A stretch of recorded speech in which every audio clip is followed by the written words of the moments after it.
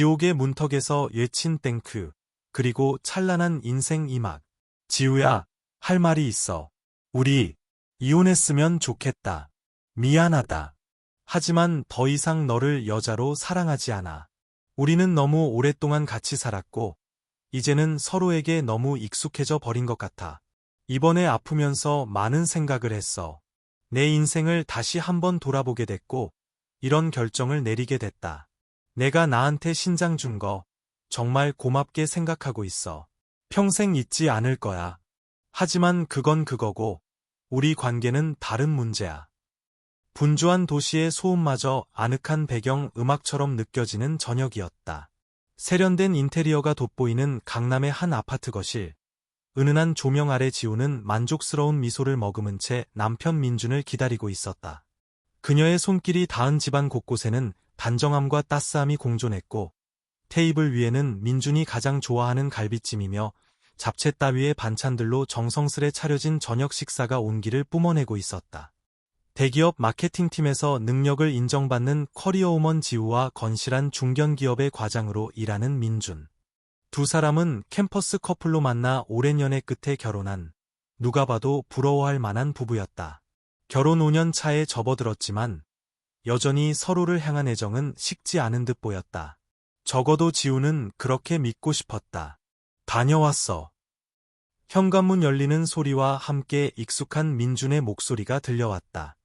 하지만 평소와 달리 그의 목소리에는 어딘지 모를 피곤함과 짜증이 섞여 있는 듯했다. 지우는 애써 밝은 표정으로 그를 맞이했지만 민준의 얼굴에는 깊은 수심이 드리워져 있었다. 잦은 야근과 스트레스 때문이려니 지우는 대수롭지 않게 넘기려 했다. 하지만 최근 들어 민준은 눈에 띄게 말수가 줄고 예민한 반응을 보이는 날이 잦아졌다. 밤늦도록 뒤척이며 잠 못 이루는 날도 부쩍 늘어난 듯했다. 오늘 많이 힘들었어요. 안색이 안 좋아 보여요. 걱정스러운 눈빛으로 묻는 지우의 말에 민준은 그저 고개를 가로저으며 소파에 몸을 던졌다. 넥타이를 느슨하게 푸는 그의 손길이 유난히 무겁게 느껴졌다. 별일 아니야. 그냥 좀 피곤해서 그래. 그의 대답은 늘 한결같았다. 지우는 더 이상 캐묻지 않았다. 그저 따뜻한 물 한 잔을 건네며 그의 어깨를 가볍게 주무를 뿐이었다.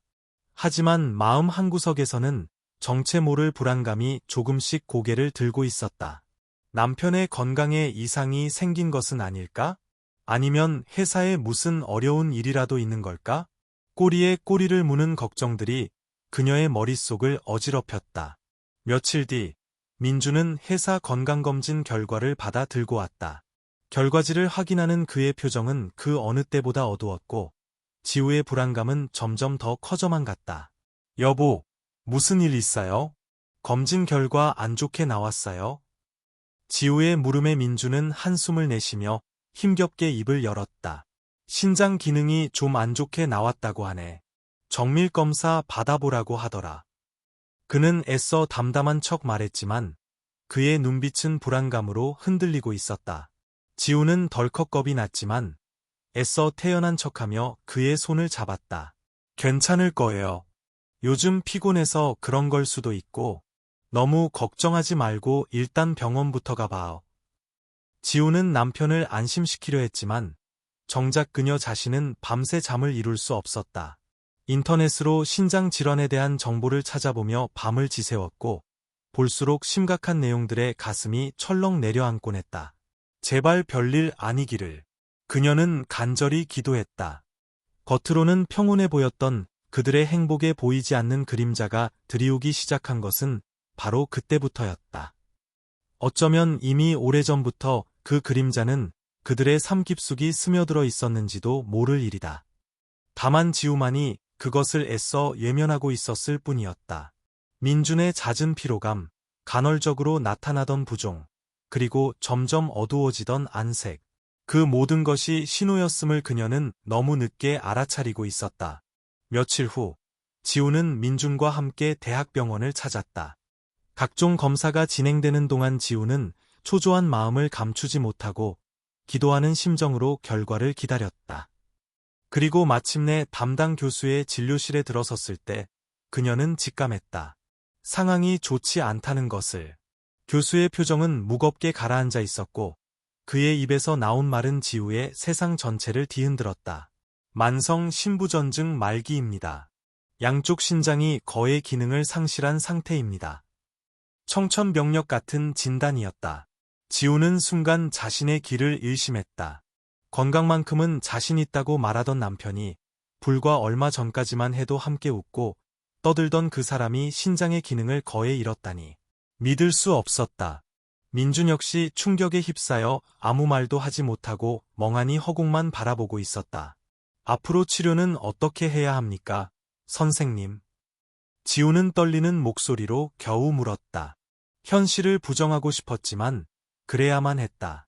현재로서는 혈액투석이나 복막투석을 시작해야 합니다.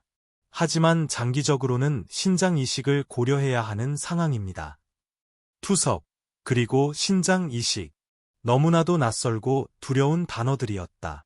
교수는 담담하게 치료 과정과 예후에 대해 설명했지만 지우의 귀에는 아무것도 들리지 않았다. 오직 절망감만이 그녀를 짓누를 뿐이었다. 병원을 나서는 민준의 뒷모습은 한없이 초라하고 위태로워 보였다. 지우는 그의 곁을 지키며 애써 눈물을 참았지만 이미 그녀의 마음은 갈기갈기 찢겨나가고 있었다. 그날부터 두 사람의 삶은 이전과는 완전히 달라졌다. 민준은 회사에 병가를 내고 본격적으로 투석 치료를 시작해야 했다. 일주일에 3번 병원을 오가며 몇 시간씩 투석을 받는 일은 생각보다 훨씬 고되고 힘든 과정이었다. 식단 조절도 엄격하게 해야 했고 예전처럼 자유롭게 활동하는 것도 불가능해졌다. 활기 넘치던 민준은 하루가 다르게 야위어갔고 웃음을 잃어갔다. 지우는 그런 남편을 곁에서 지켜보며 함께 아파했다.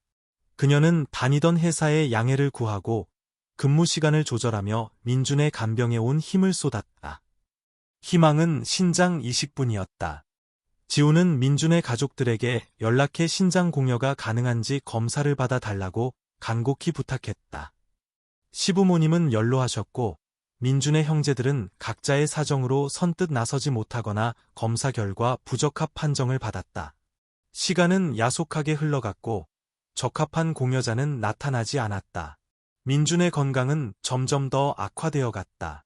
투석만으로는 한계가 있었고 합병증의 위험도 커져만 갔다. 지우는 매일 밤잠 못 이루며 눈물로 기도했다. 제발 남편을 살릴 수 있게 해달라고, 기적을 베풀어 달라고. 그녀의 간절함은 밤하늘의 별들만큼이나 수없이 반짝였다. 그녀는 포기할 수 없었다. 어떤 희생을 치르더라도 남편을 살리고 싶었다. 절망의 늪에서 허우적거리던 지우에게 한 줄기 빛과 같은 생각이 스쳐 지나갔다. 혹시 내가? 그녀는 망설임 없이 병원을 찾아 신장공여 적합성 검사를 받았다. 혈액형이 같다는 이유만으로 섣부른 기대를 하진 않았지만 지푸라기라도 잡는 심정이었다. 그리고 며칠 뒤 믿을 수 없는 결과가 나왔다. 지우의 신장이 민준에게 이식 가능하다는 판정이 나온 것이다. 조직 적합성 검사에서도 매우 높은 일치율을 보였다. 기적이었다. 정말 제가 남편에게 신장을 줄 수 있다는 건가요? 지우는 떨리는 목소리로 의사에게 몇 번이고 되물었다. 의사는 부드러운 미소와 함께 고개를 끄덕였다. 순간 지우의 눈에서는 뜨거운 눈물이 왈칵 쏟아졌다. 절망의 끝에서 찾아온 희망이었다. 하지만 기쁨도 잠시, 이식 코디네이터와의 상담 과정에서 예상치 못한 난관에 부딪혔다. 코디네이터는 부부간의 신장 이식에 대해 조심스러운 입장을 내비쳤다. 부부간 이식은 순수성을 의심받는 경우가 덜어 있고 무엇보다 이식 후의 관계가 틀어지는 안타까운 사례들도 종종 있습니다. 정말 신중하게 결정하셔야 합니다. 기증자 역시 수술 후 한 개의 신장으로 살아가야 하는 부담이 있고요. 그녀의 말은 현실적이면서도 냉정하게 들렸다. 혹시 모를 미래의 변수들, 관계의 변화 가능성까지 언급하는 것이 야속하게 느껴지기도 했다. 하지만 지우의 결심은 확고했다. 그런 걱정들은 지금 당장 죽어가는 남편을 살리는 것보다 중요하지 않았다. 저는 괜찮습니다. 제 남편을 살릴 수만 있다면 어떤 위험도 감수할 수 있어요. 지우의 단호한 말에 코디네이터도 더 이상 말을 잇지 못했다. 민준 역시 처음에는 지우의 결정을 완강히 반대했다. 자신 때문에 아내까지 위험에 빠뜨릴 수 없다는 것이었다. 하지만 하루가 다르게 쇠약해지는 자신의 몸 상태와 지우의 간절한 설득 앞에 결국 눈물을 머금고 그녀의 뜻을 받아들일 수밖에 없었다. 그는 지우의 손을 잡고 몇 번이고 고맙다고, 미안하다고 되뇌었다.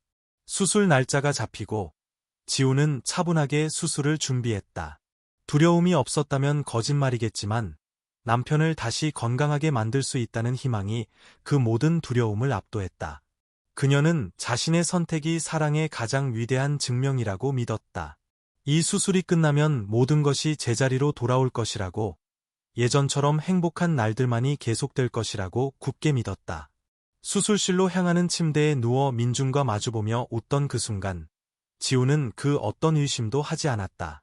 자신의 희생이 가져올 밝은 미래만을 그리고 있었다. 그녀의 신장 한쪽이 곧 민준의 몸 안에서 새로운 생명을 이어갈 것이라는 사실에 경건함마저 느끼고 있었다. 그녀의 사랑은 그렇게 숭고한 형태로 발현되고 있었다. 수술은 기적처럼 성공적으로 끝났다. 마취에서 깨어난 지우가 가장 먼저 확인한 것은 옆 침대에 누워있을 민준의 아니었다. 아직은 희미한 의식 속에서도 그녀는 남편이 무사하다는 의료진의 말에 안도의 한숨을 내쉬었다. 자신의 옆구리를 관통하는 묵직한 통증마저 감사하게 느껴질 정도였다. 며칠 뒤 두 사람은 나란히 회복실로 옮겨졌고 민준은 눈에 띄게 건강을 되찾아갔다. 창백했던 그의 얼굴에 혈색이 돌기 시작했고 앙상했던 몸에도 조금씩 살이 오르는 듯했다. 지우의 신장은 그의 몸 안에서 제 기능을 훌륭하게 해내고 있었던 것이다. 민준은 지우의 손을 잡고 몇 번이고 고맙다는 말을 되풀이했다. 그의 눈가에는 진심 어린 감사의 눈물이 어려 있었다. 시부모님과 민준의 형제들, 그리고 지우의 가족들 모두 그녀를 영웅처럼 떠받들었다. 지우는 마치 세상을 다 가진 듯 행복했다. 자신의 희생으로 남편에게 새로운 삶을 선물했다는 사실, 그리고 그로 인해 더욱 견고해졌을 것이라 믿었던 부부의 사랑. 그녀는 이 모든 것이 앞으로 펼쳐질 아름다운 날들의 서막일 뿐이라고 생각했다. 퇴원 후 집으로 돌아온 날, 지우는 오랜만에 느껴보는 평온함 속에서 민준과 함께 조촐한 축하 파티를 열었다. 앞으로는 건강 관리 잘해서 우리에게 주어진 이 두 번째 삶을 더욱 소중하고 행복하게 갖고 나가자고 두 사람은 서로에게 약속하며 웃음꽃을 피웠다. 하지만 그 행복은 그리 오래가지 못했다. 민준이 건강을 회복하면서부터 두 사람 사이에는 미묘한 기류가 흐르기 시작했다. 지우는 본능적으로 그 변화를 감지했지만 애써 예면하려 했다. 스스로 예민해져서 그럴 것이라고, 아직은 몸이 완전히 회복되지 않아서 그럴 것이라고 스스로를 위로했다. 그러나 민준의 행동은 날이 갈수록 지우를 불안하게 만들었다. 예전처럼 다정하게 눈을 맞추며 대화하는 일이 줄어들었고 스킨십 또한 현저히 드물어졌다. 그는 지우가 곁에 다가가면 자신도 모르게 한 걸음 물러서는 듯한 느낌마저 주었다. 가장 큰 변화는 그의 휴대폰 사용이었다. 민준은 퇴원 후 부쩍 휴대폰을 손에서 놓지 않았다. 화장실을 갈 때도, 잠자리에 들 때도 그의 손에는 어김없이 휴대폰이 들려 있었다. 누군가와 끊임없이 메시지를 주고받는 듯했고, 전화가 걸려오면 조용히 방으로 들어가 낮은 목소리로 통화를 하곤 했다. 예전에는 모든 것을 공유했던 두 사람 사이에 어느새 보이지 않는 벽이 생긴 것만 같았다. 지우가 슬쩍 누구냐고 물으면 민준은 짜증 섞인 목소리로 회사 일이야 라고 둘러대거나 별거 아니야 라는 듯 투명스럽게 대답하기 일쑤였다. 그의 그런 모습은 지우의 마음에 작은 생채기를 남겼다. 어느 날 밤, 잠결에 뒤척이던 지우는 옆자리에서 들려오는 미세한 진동 소리에 눈을 떴다. 민준은 등을 돌린 채 휴대폰 화면에 몰두해 있었다. 어둠 속에서 새어나오는 희미한 불빛 아래 그의 얼굴에는 지우가 한 번도 본 적 없는 부드러운 미소가 어려 있었다. 그 미소는 분명 자신을 향한 것이 아니었다. 순간 지우의 심장이 차갑게 식어내리는 것을 느꼈다. 불길한 예감이 엄습했지만 차마 그에게 다가가 휴대폰을 확인해 볼 용기는 나지 않았다. 그저 아무것도 보지 못한 척 다시 눈을 감고 밤새 뒤척일 뿐이었다. 며칠 뒤, 지우는 오랜만에 친구들과의 모임에 나갔다. 친구들은 하나같이 지우의 용감한 결정을 칭찬하며 그녀의 건강을 염려해 주었다. 하지만 한 친구가 조심스럽게 입을 열었다. 지우야, 혹시 민준 씨랑 무슨 일 있어? 얼마 전에 우연히 카페에서 봤는데 어떤 젊은 여자랑 같이 있더라고. 분위기가 좀 다정해 보였어. 그냥 직장 동료일 수도 있겠지만 혹시나 해서. 친구의 말은 지우의 가슴에 비수처럼 꽂혔다. 애써 태연한 척했지만 심장은 걷잡을 수 없이 두근거렸다. 그동안 외면하려 했던 불안감과 의심들이 한꺼번에 몰려와 그녀를 괴롭혔다. 아닐 거야. 분명 오해일 거야. 지우는 스스로에게 몇 번이고 되뇌었지만 한번 피어오른 의심의 씨앗은 걷잡을 수 없이 자라나기 시작했다. 그녀의 헌신으로 되찾은 민준의 건강, 그리고 그와 함께 시작된 미묘한 거리감. 그토록 원했던 기적 뒤에 숨겨진 그림자는 생각보다 훨씬 짙고 어두운 색을 띠고 있었다. 행복과 불안이 위태롭게 공존하던 시간들이었다. 그날 이후 지우는 민준의 일거수일투족을 예의주시하기 시작했다. 그의 휴대폰을 몰래 보고 싶은 충동을 느꼈지만 차마 그러지는 못했다. 만약 자신의 의심이 사실로 드러난다면 그 후폭풍을 감당할 자신이 없었기 때문입니다. 하지만 이미 금이 가기 시작한 신뢰는 걷잡을 수 없이 무너져 내리고 있었다. 민준의 늦은 귀가가 잦아졌고 주말에도 회사 일이나 동료들과의 약속을 핑계로 집을 비우는 날이 늘어났다. 그가 없는 텅 빈 집에서 지우는 홀로 불안감과 싸워야 했다. 그러던 어느 날 민준은 평소보다 일찍 퇴근했다.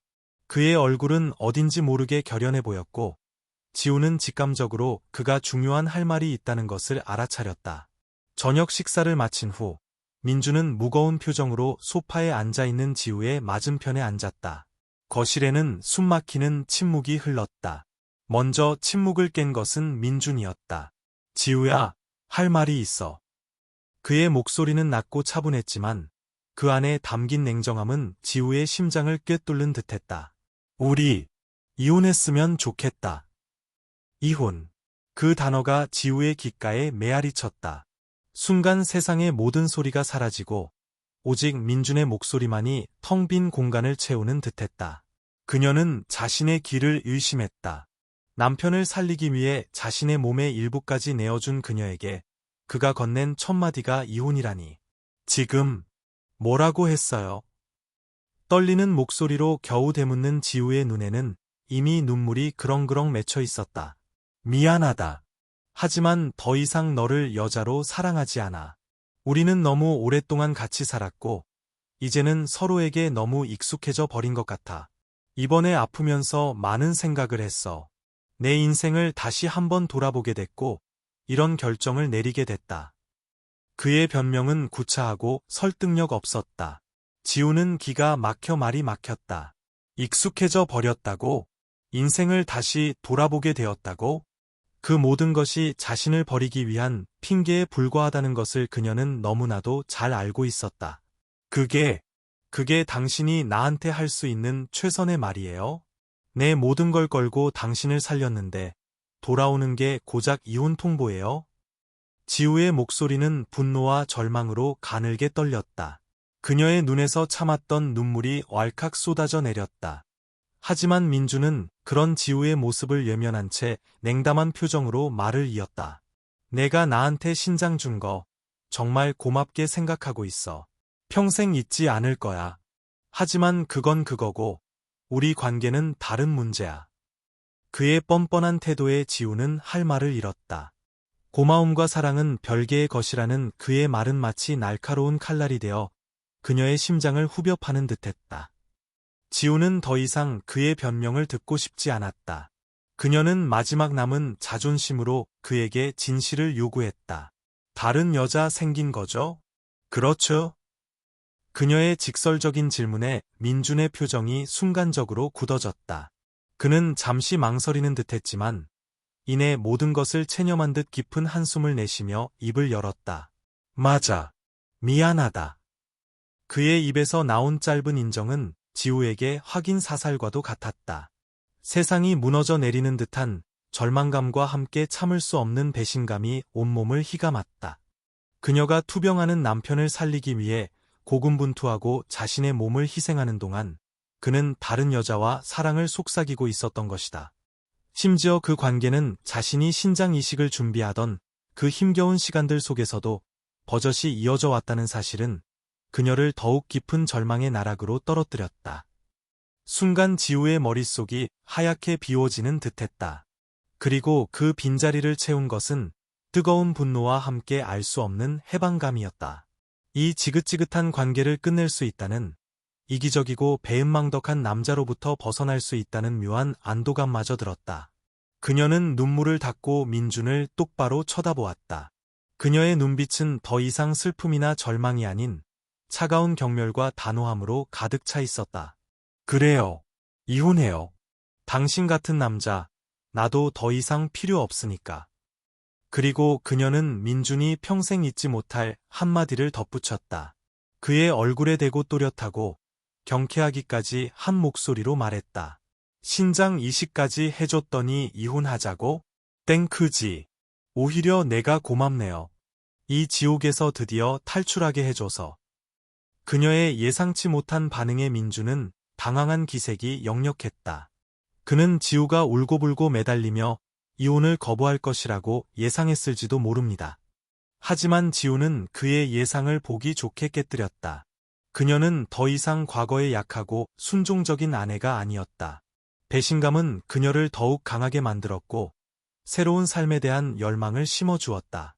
그날 밤 지우는 오랜만에 깊은 잠을 잘 수 있었다.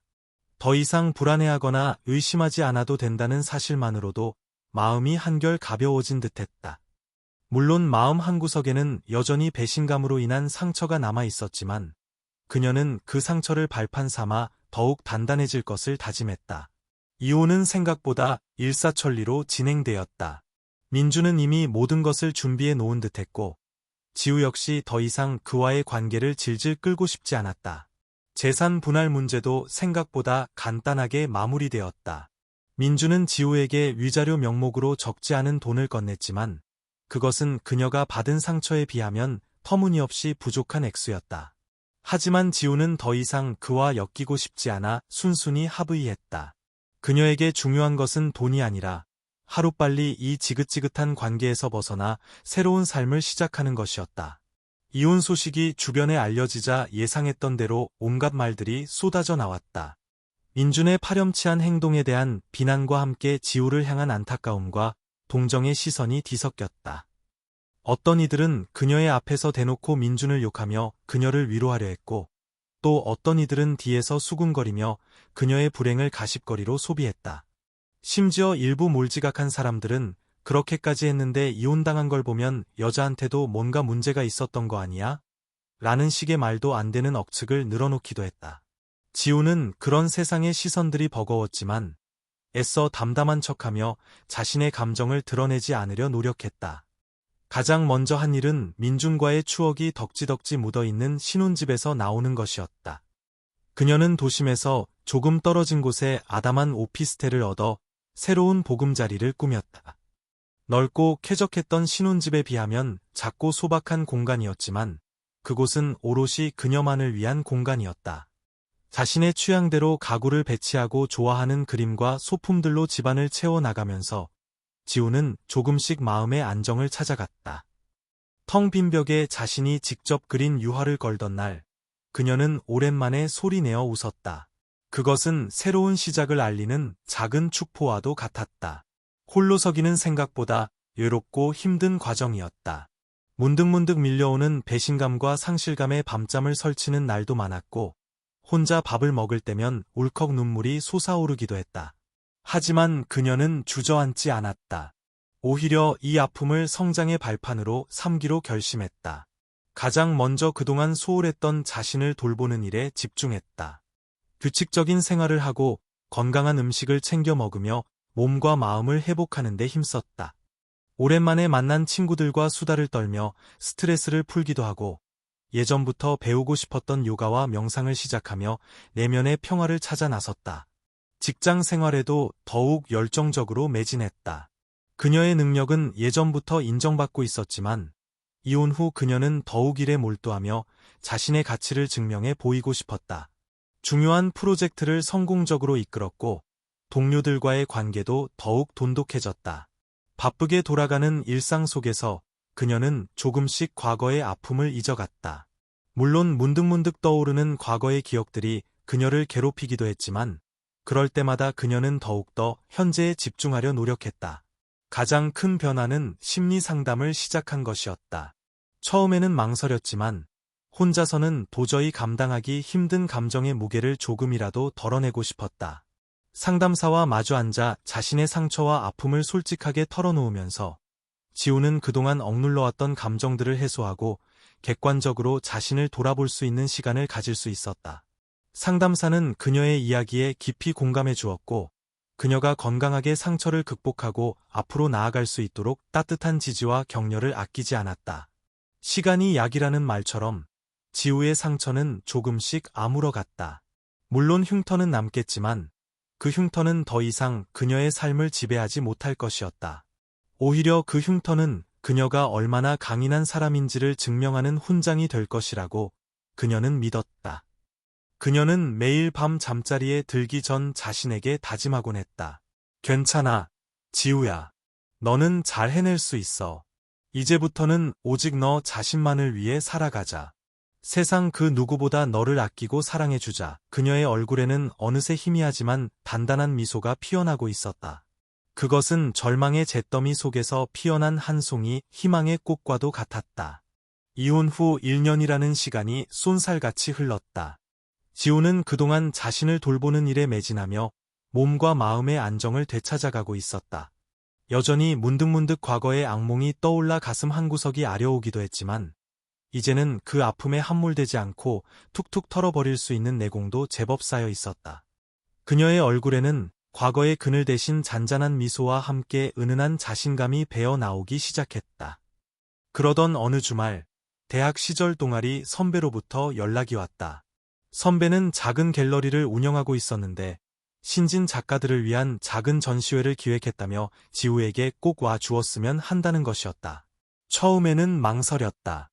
아직은 사람들이 많이 모이는 자리가 조금은 부담스러웠고 혹시라도 그곳에서 민중과 관련된 사람들을 마주치게 될까 봐 걱정이 되기도 했다. 하지만 언제까지나 과거의 그림자에 갇혀 살 수는 없다는 생각, 그리고 자신을 잊지 않고 챙겨주는 선배의 따뜻한 마음에 용기를 내어 초대에 응하기로 했다. 전시회는 생각보다 아늑하고 편안한 분위기였다. 오랜만에 만난 동아리 선후배들과 반갑게 인사를 나누고 신진 작가들의 독특하고 개성 넘치는 작품들을 감상하며 지우는 잠시나마 일상의 고단함을 잊을 수 있었다. 한창 작품을 둘러보던 중 유독 한 그림 앞에서 발걸음이 멈추었다. 강렬하면서도 어딘지 모르게 슬픔이 느껴지는 추상화였다. 그림에 깊이 몰입해 있던 그때 옆에서 나지막한 목소리가 들려왔다. 이 그림, 작가의 내면이 고스란히 느껴지지 않나요? 마치 폭풍 전의 고요함 같기도 하고 모든 것이 지나간 후의 공허함 같기도 하고요. 목소리의 주인공은 지우 또래로 보이는 남자였다. 부드러운 미소와 함께 지적인 분위기를 풍기는 그는 자신을 강동현이라고 소개했다. 그는 프리랜서로 활동하는 건축 디자이너였고 평소 미술에 관심이 많아 종종 전시회를 찾는다고 했다. 지우는 그의 작품에 대한 깊이 있는 해석에 자신도 모르게 고개를 끄덕이며 대화에 빠져들었다. 처음 만난 사람이라고는 믿기지 않을 만큼 편안하고 자연스러운 분위기 속에서 두 사람은 한참 동안 그림과 예술에 대한 이야기를 나누었다. 동현은 지우의 이야기에 진심으로 귀 기울여 주었고 그녀의 생각과 감정을 존중해주는 듯한 느낌을 주었다. 짧은 만남이었지만 지우는 오랜만에 느껴보는 지적인 즐거움과 함께 묘한 설렘을 느꼈다. 헤어지기 전 동현은 지우에게 명함을 건네며 다음에 좋은 전시가 있으면 함께 보러 가자는 말을 건넸다. 지우는 그의 호의에 감사 인사를 전했지만 명함을 받아든 손이 미세하게 떨리는 것을 느꼈다. 며칠 뒤 지우는 동현으로부터 문자 메시지를 받았다. 근처에서 새로 개관한 미술관이 있는데 혹시 시간이 괜찮으면 함께 가 보지 않겠냐는 내용이었다. 지우는 잠시 망설였다. 새로운 관계를 시작하는 것에 대한 두려움이 여전히 그녀의 발목을 잡고 있었기 때문입니다. 하지만 동시에 동현이라는 사람에 대한 호기심과 그와 함께하는 시간이 즐거웠다는 사실 또한 부정할 수 없었다. 결국 그녀는 용기를 내어 그의 제안을 수락했다. 미술관에서의 만남은 생각보다 더욱 즐거웠다. 두 사람은 작품을 감상하며 서로의 생각과 느낌을 자유롭게 이야기했고, 때로는 전혀 다른 해석을 내놓으며 유쾌한 논쟁을 벌이기도 했다. 동현은 박학다식하면서도 유머 감각이 뛰어났고, 지우는 그의 이야기에 귀를 기울이며 시간 가는 줄 몰랐다. 미술관을 나온 후에는 근처 카페에 들러 커피를 마시며 못다 한 이야기를 나누었다. 자연스럽게 대화는 서로의 일상과 관심사로 이어졌고, 지우는 자신도 모르게 조금씩 마음의 문을 열고 있었다. 그녀는 민준과의 관계나 이혼에 대한 구체적인 이야기는 하지 않았지만, 자신이 힘든 시간을 보냈다는 것을 어렴풋이 내비쳤다. 동현은 그녀의 말을 묵묵히 들어주었고, 섣부른 위로나 동정을 건네는 대신 따뜻한 눈빛과 진심 어린 공감으로 그녀를 다독여 주었다. 그는 과거에 자신도 사업 실패로 인해 힘든 시기를 겪었다는 이야기를 짧게 들려주었는데, 그의 담담한 고백은 지우에게 묘한 동질감과 함께 작은 위안을 주었다. 그 후로 두 사람은 몇 번 더 만남을 가졌다. 함께 영화를 보기도 하고, 맛집을 찾아다니기도 하고, 때로는 공원에서 커피 한 잔을 마시며 산책을 즐기기도 했다. 만남이 거듭될수록 지우는 동현이라는 사람에게 점점 더 깊이 빠져드는 것을 느꼈다. 그는 늘 한결같이 다정하고 배려심 깊었으며 지우를 진심으로 존중해 주었다. 그녀의 과거를 캐묻거나 부담을 주는 일도 결코 없었다. 그는 지우가 스스로 마음의 준비가 될 때까지 묵묵히 기다려주는 듯했다. 지우는 그런 동현의 모습에서 진정성을 느꼈고 조금씩 그에게 마음을 열기 시작했다. 과거의 상처로 인해 사람을 믿는 것이 두려웠지만 동현에게만큼은 왠지 모르게 마음이 갔다.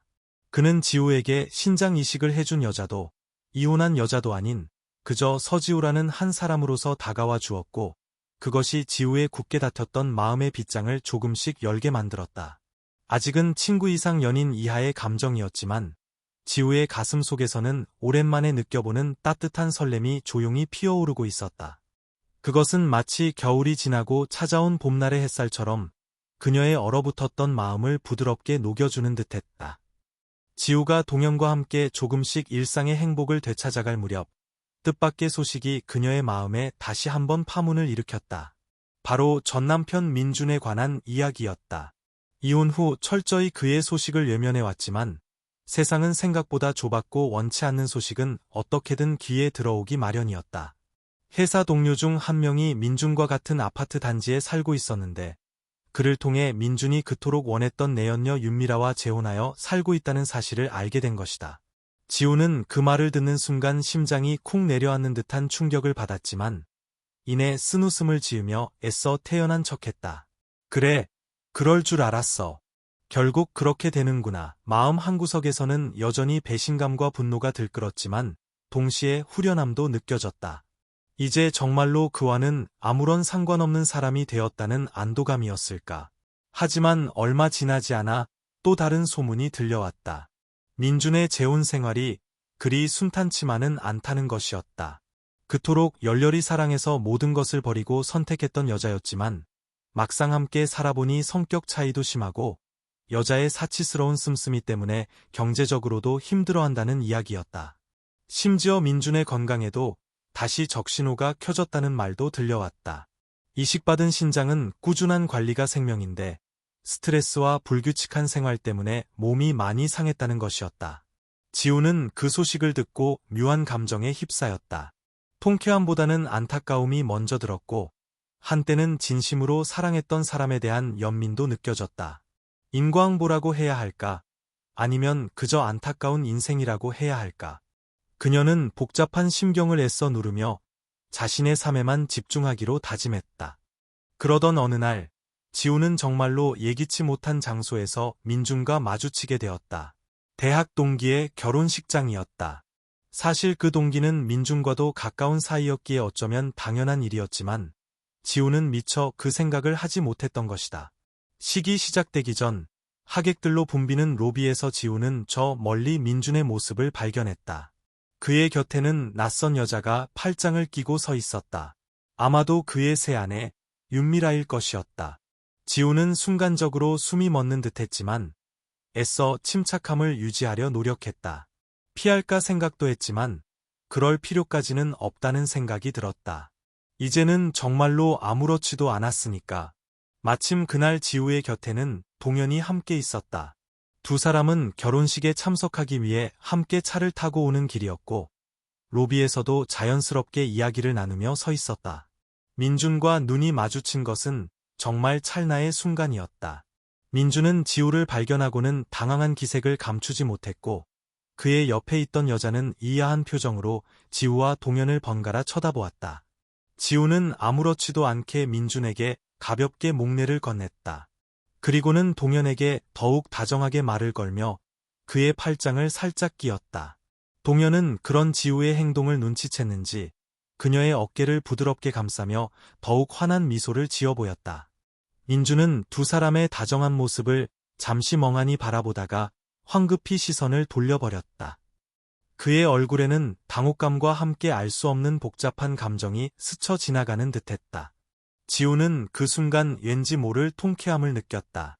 그것은 복수심이라기보다는 과거의 아픔을 딛고 당당하게 자신의 행복을 찾아가고 있다는 스스로에 대한 만족감 같은 것이었다. 결혼식이 끝나고 돌아오는 차 안에서 지우는 동현에게 민준과의 우연한 만남에 대해 이야기했다. 그녀는 애써 아무렇지도 않은 척했지만 동현은 그녀의 미세한 감정 변화까지도 놓치지 않았다. 그는 말없이 지우의 손을 잡아주었고 그 따뜻한 온기는 지우의 마음을 편안하게 만들어 주었다. 괜찮아요. 지우씨, 이제 다 지나간 일이잖아요. 지금 지우씨 곁에는 제가 있잖아요. 동현의 낮은 목소리는 그 어떤 위로의 말보다 큰 힘이 되었다. 그는 결코 민준에 대해 험담하거나 지우의 과거를 캐묻지 않았다. 그저 묵묵히 그녀의 곁을 지켜주며 그녀가 스스로 과거의 그림자에서 벗어날 수 있도록 도와주었다. 그는 지우가 얼마나 강하고 멋진 사람인지, 그리고 자신이 그녀를 얼마나 아끼고 사랑하는지를 끊임없이 이야기해 주었다. 동현의 변함없는 지지와 사랑 속에서 지우는 과거의 상처를 치유하고 현재의 행복을 더욱 단단하게 만들어 갈 용기를 얻었다. 그녀는 더 이상 과거의 그림자에 얽매이지 않고 오직 동현과 함께 만들어 갈 빛나는 미래만을 바라보기로 다짐했다. 민준과의 우연한 만남은 오히려 그녀에게 과거를 완벽하게 정리하고 새로운 시작을 향해 나아갈 수 있는 계기가 되어 주었다. 동현과의 만남이 잦아지면서 지우의 일상은 이전과는 비교할 수 없을 만큼 다채롭고 풍요로워졌다. 함께 맛집을 탐방하며 소소한 행복을 느끼기도 하고 주말이면 근교로 드라이브를 떠나 아름다운 풍경 속에서 스트레스를 해소하기도 했다. 때로는 조용한 카페에 앉아 각자의 일에 몰두하다가도 문득 서로의 눈을 마주치며 따뜻한 미소를 교환하는 것만으로도 충분한 위안과 행복을 느꼈다. 동현은 지우가 좋아하는 것, 싫어하는 것, 그리고 그녀의 작은 습관들까지도 세심하게 기억하고 배려해 주었다. 그의 그런 모습들은 지우에게 잔잔한 감동을 선사했고 그녀는 자신도 모르는 사이에 동현에게 깊이 의지하고 있음을 깨달았다. 어느덧 두 사람이 만난 지 6개월이라는 시간이 흘렀다. 그날은 지우의 생일이었다.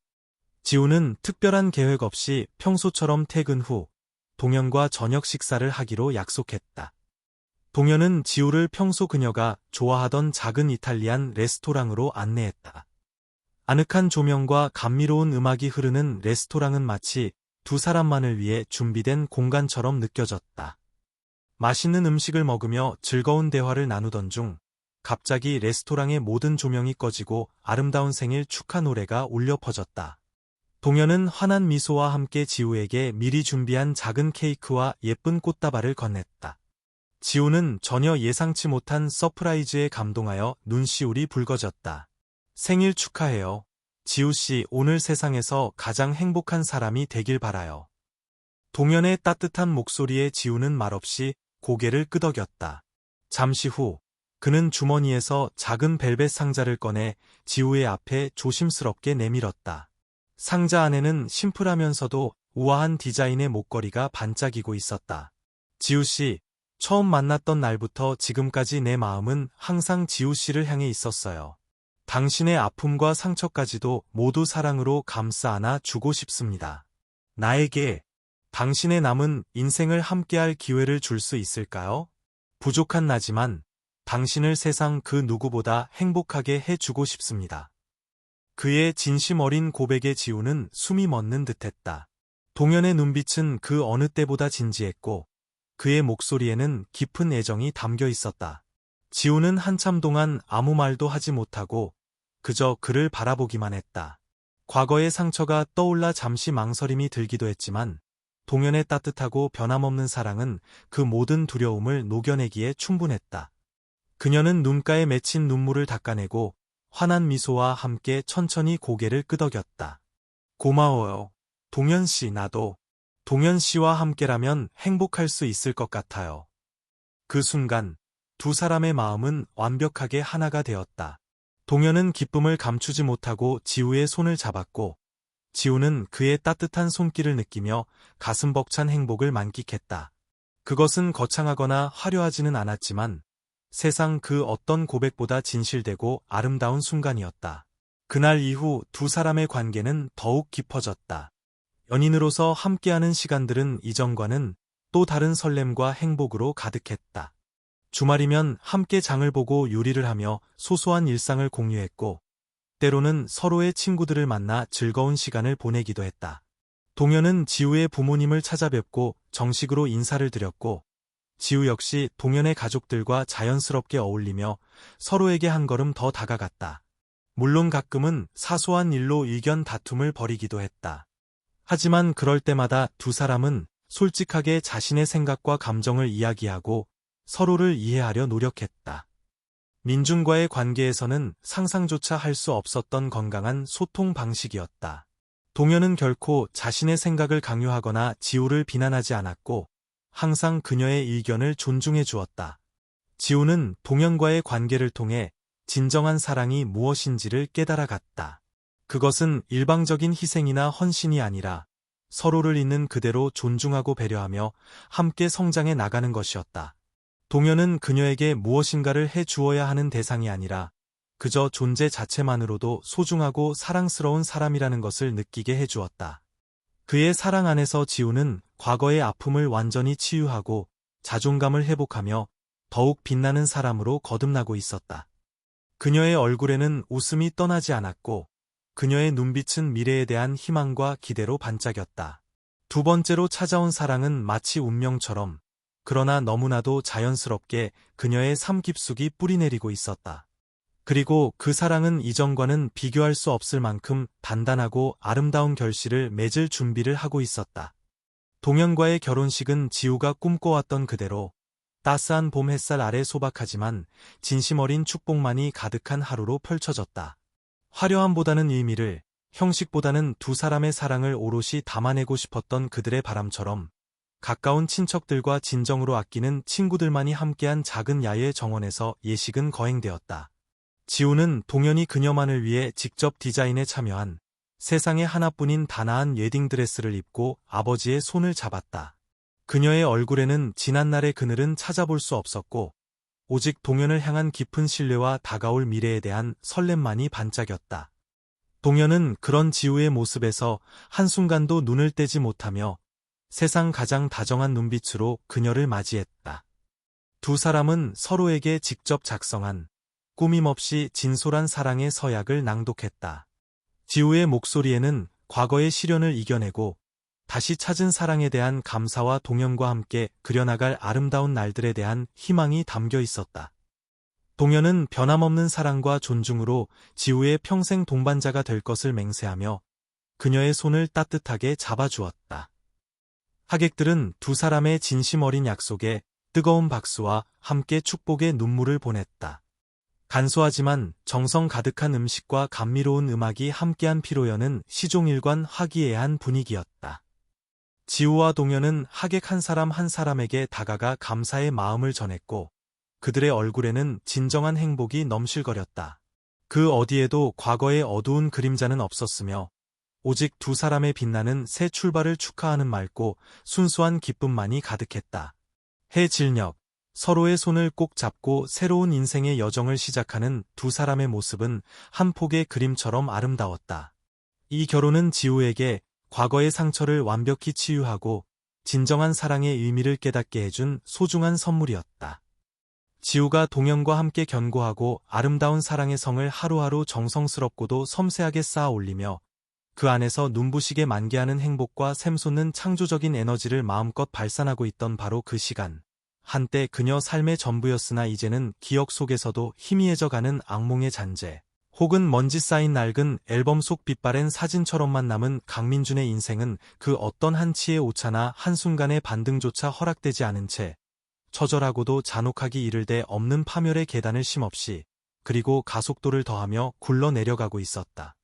그가 지우의 티 없이 맑고 순수했으며 조건이라고는 찾아볼 수 없었던 헌신을 자신의 더럽고 추악한 욕망을 채우기 위해 날카로운 배신의 칼날로 무참히 난도질하고 파렴치하게 선택했던 윤미라와의 재혼 생활은 애초부터 견고한 기반이라고는 티끌만큼도 찾아볼 수 없는 오직 서로의 속보이는 이기심과 저열한 탐욕만이 위태롭고도 아슬아슬하게 얽히고 설켜 있던 부실공사 그 자체였다. 그것은 마치 겉모습은 번지르르하게 금박을 입혔으나 내부의 기둥과 골조는 이미 속절없이 썩어 문드러져 작은 바람에도 아르르 무너져 내릴 운명이었던 폐허 직전의 가옥과도 같았다. 그의 모든 것을 남김없이 파괴하고 그의 마지막 남은 한 줌의 영혼마저 남김없이 고갈시키기 위한 마치 잘 짜인 저예산 막장 드라마의 비극적 서막처럼 그들의 위태로운 관계는 파국이라는 종착역을 향해 예정된 질주를 멈추지 않고 있었다. 윤미라는 여자는 민준이 어리석게도 한때 매혹적이라고 착각했던 그 피상적인 아름다움 뒤에 상상을 초월할 정도로 교활하고 잔인무도하며 인간이라면 마땅히 가져야 할 최소한의 양심이나 연민이라고는 눈꼽만큼도 찾아볼 수 없는 냉혈 안에 심장을 숨기고 있는 존재였다. 그녀는 민준이 과거 지우로부터 신장을 이식받았다는 그 숭고하고도 가슴 아픈 사실을 마치 승전국의 탐욕스러운 장수가 패전국의 힘없는 왕에게서 빼앗아온 값비싼 전리품처럼 취급하며 그것을 빌미 삼아 그의 깊은 죄책감을 끊임없이 자극하고 통제하려 들었다. 그녀의 목적은 단 하나, 민준을 정서적으로 그리고 경제적으로 완벽하게 착취하여 자신의 끝없는 허영과 사치스러운 욕망을 채우는 것이었다. 그녀에게 민준은 사랑하거나 존중해야 할 인격적인 남편이 아니었다. 그는 단지 자신의 삶을 잠시 풍요롭게 해줄 일시적인 수단, 혹은 이미 그 효용 가치가 다해 언제든 가차없이 버려도 상관없는 낡은 소모품에 지나지 않았던 것이다. 그녀의 탐욕스러운 눈빛은 처음부터 민준의 고독한 영혼이나 내면의 고통이 아닌 오직 그의 지갑 두께와 사회적 지위라는 허울 좋은 껍데기만을 향해 번뜩이고 있었던 것이다. 자기야, 정말이지 실망의 연속이네. 당신, 듣자 하니 전 부인 지우 씨한테 신장까지 받아먹은 몸이라며? 그런 천사 같고 헌신적인 여자 하나 제대로 건사하지 못하고 나한테 와서 빌붙은 거 보면 당신이라는 인간의 그릇 크기나 깜냥은 이미 바닥까지 드러난 거 아니겠어? 그러니까 주제 파악이나 똑바로 하고 이 몸한테라도 죽을 힘을 다해서, 아니 죽어서라도 잘해야지, 안 그래? 안 그러면 당신 같은 하자 있는 물건 세상 그 누가 거들떠나 보겠냐고? 윤미라는 마치 최고급 샴페인이라도 되는 듯 저가의 와인이 담긴 크리스탈 잔을 우아하게 흔들며 벌레라도 보는 듯한 경멸스러운 표정으로 민준의 면전에 저주와도 같은 독설을 아무렇지도 않게 그리고 마치 노래를 부르듯 경쾌하게 쏟아냈다. 민준은 온몸에 피가 머리끝까지 역류하는 듯한 극도의 모멸감과 참을 수 없는 분노에 휩싸여 주먹을 부들부들 떨었지만 차마 그녀의 싸늘한 시선 앞에서 아무런 반박조차 하지 못했다. 이미 그는 그녀의 교묘하고도 악랄한 가스라이팅에 완벽하게 길들여진 상태였고 그녀의 혀끝에서 튀어나오는 말들은 날카롭게 연마된 유리 조각처럼 그의 너덜너덜해진 심장을 무자비하게 후벼 팠다. 그는 이 지옥 같은 관계마저 산산조각 나면 자신은 정말로 이 넓은 세상에 홀로 버려져 고독사할지도 모른다는 극도의 공포감에 사로잡혀 있었다. 그래서 그는 그녀의 부당하고도 모욕적인 요구와 인간의 존엄성마저 짓밟은 인격 모독적인 언행들을 마치 없이 생사를 도려내는 수술을 받는 환자처럼 묵묵히 그리고 처절하게 감내할 수밖에 없는 비굴하고도 한심한 처지로 스스로를 몰아넣고 있었다. 윤미라의 사치와 낭비벽은 그야말로 브레이크가 완전히 고장난 채 절벽을 향해 질주하는 폭주 기관차처럼 끝없이 가히 광적으로 이어졌다. 그녀는 매 시즌 파리, 밀라노, 뉴욕에서 열리는 명품 브랜드의 패션 위크 기간에 맞춰 퍼스트 클래스 항공권을 밥 먹듯이 끊어 쇼핑 여행을 떠났고, 강남의 초호화 빌라 드레스룸에는 단 한 번도 입지 않은 채 비닐도 뜯지 않은 명품 옷들과 희귀한 가죽으로 만들어진 가방들이 마치 작은 산처럼 쌓여 먼지만 먹어가고 있었다. 사교계 지인들과의 허영심 가득한 모임에서는 민준의 경제력을 과시라도 하듯 최고급 샴페인을 터뜨리고 값비싼 선물 공세를 펼쳤으며, 매일 밤 미슐랭 스타를 받은 최고급 레스토랑과 은밀한 회원제로 운영되는 멤버십 바를 순례하며 민준의 법인 카드와 개인 신용카드를 아무런 죄책감 없이 마치 자신의 돈인 양한도 끝까지 긁어댔다. 민준의 수입으로는 도저히 감당할 수 없는 그의 연봉을 몇 배나 초과하는 엄청난 금액의 지출이었지만 그녀는 눈 하나 깜짝하지 않았다. 오히려 가계부를 정리하며 한숨 짓는 민준에게 이 정도 능력도 없으면서 감히 나 같은 인류 여자를 아내로 맞이할 생각을 했단 말이야. 역시 당신은 지호 씨처럼 순진하고 어수룩해서 세상 물정 모르는 여자한테나 어울리는 그저 그런 삼류 수준이었던 거야. 나처럼 특별하고 명품으로 휘감은 인생을 감당하기엔 당신은 너무나 초라하고 보잘것없다고 라는 식의 날카롭고도 잔인하기 짝이 없는 비난을 서슴없이 퍼부으며 그의 마지막 남은 한 조각 자존심마저 갈기갈기 찢어발겼다. 민준의 건강 상태는 그야말로 백척간도의 위기 상황. 아니 이미 한쪽 발을 깊은 나락으로 디딘 채 위태롭게 흔들리고 있었다.